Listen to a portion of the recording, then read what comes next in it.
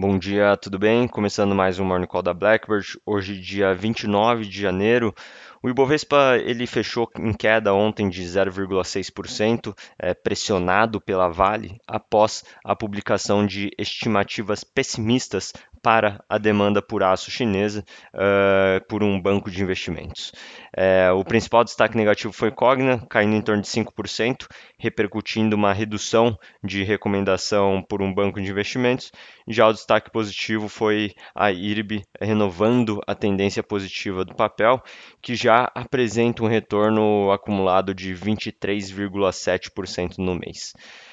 Nesta quarta-feira, todos os olhos estarão voltados para as decisões de juros aqui no Brasil e nos Estados Unidos. E a temporada também de resultados internacional continua hoje, por exemplo, com Meta, Microsoft, a IBM também, entre outros.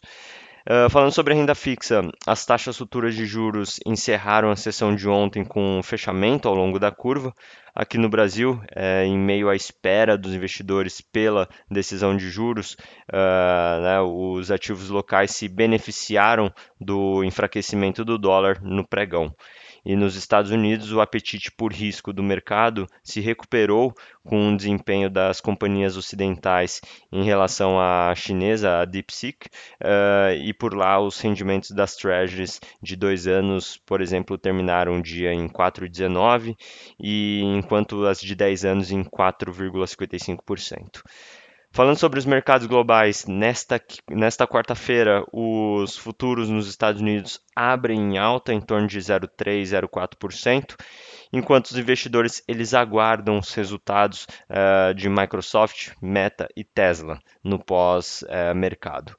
Na frente macroeconômica, a divulgação de política monetária americana que vai acontecer hoje contribui para a queda na taxa das Treasuries.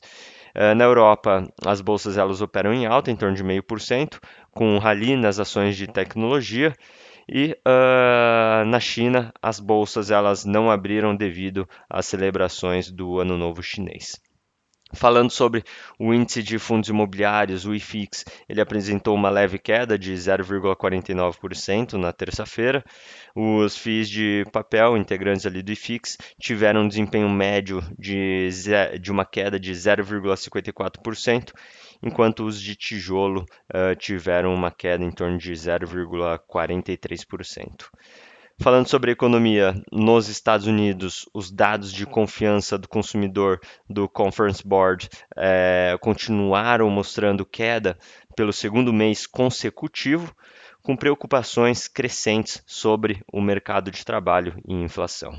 Aqui no Brasil, a arrecadação total de impostos bateu recorde e atingiu uma alta, né, de 9,6% em termos reais em relação ao ano passado.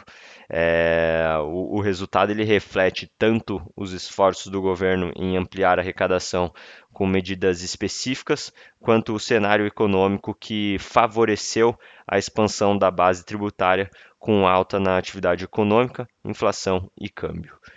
Na agenda do dia, destaque para as decisões de política monetária dos Estados Unidos e no Brasil.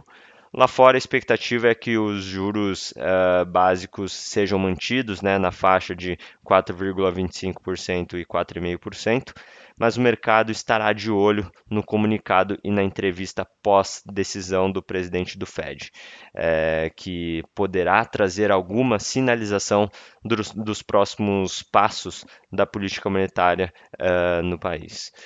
Aqui no Brasil, o Copom deverá também elevar a taxa de juros em 1 ponto percentual, atingindo 13,25%.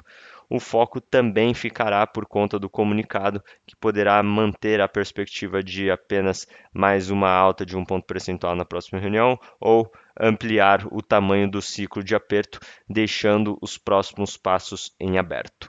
Bom, vamos ficando por aqui. Muito obrigado. Bom dia.